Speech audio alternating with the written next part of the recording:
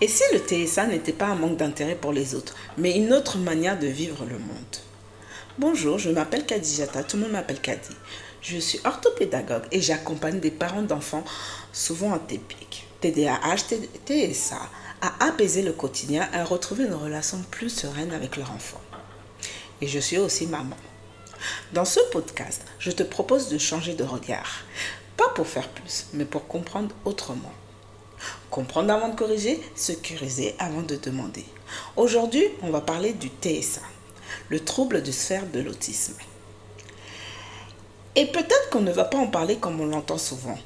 Parce qu'on pense autisme, beaucoup imaginent encore un enfant dans sa bulle, un enfant qui ne veut pas les autres, un enfant rigide, un enfant froid, un enfant qui refuse.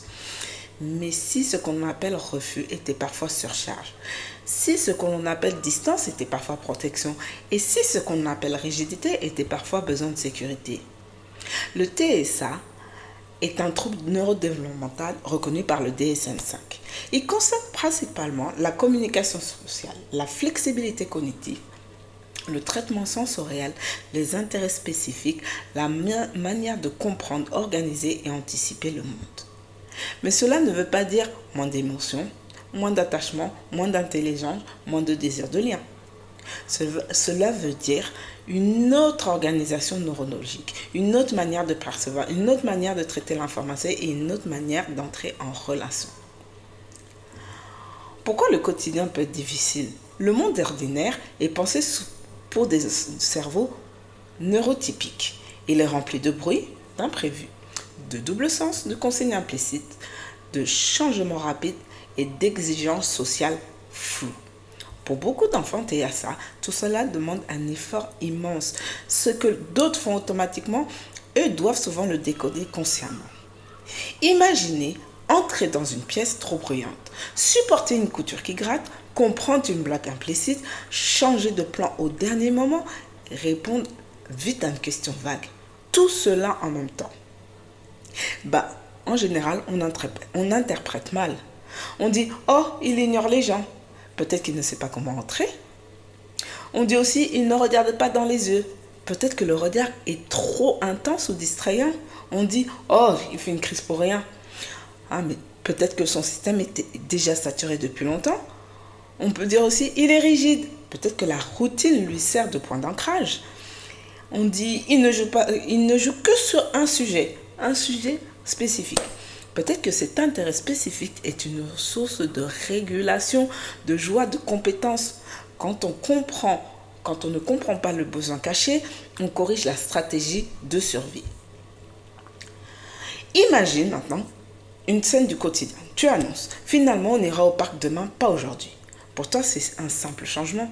Pour l'enfant, le corps se tend, les larmes montent, la colère explose. Tu penses, c'est disproportionné, mais à l'intérieur, il peut se passer plein de choses. Il se dit, le plan s'effondre, le repère disparaît, l'imprévu déborde le système. Ce n'est pas du caprice, c'est parfois une perte brutale de sécurité. Beaucoup d'enfants TSA ont appris à entendre. Tu exagères, tu fais un effort, arrête tes manies, pourquoi tu réagis comme ça? Et peu ont entendu, oh je vois que c'est difficile, ton corps semble saturé, on va rendre ça plus prévisible, je vais t'aider. Le comportement est souvent un message, pas une attaque. Ils ont souvent besoin de ne pas devenir quelqu'un d'autre, mais d'un environnement plus ajusté.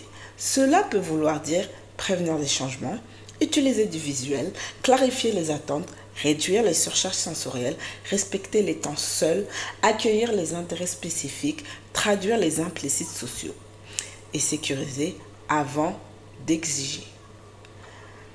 Être un parent d'un enfant TSA demande souvent de porter beaucoup.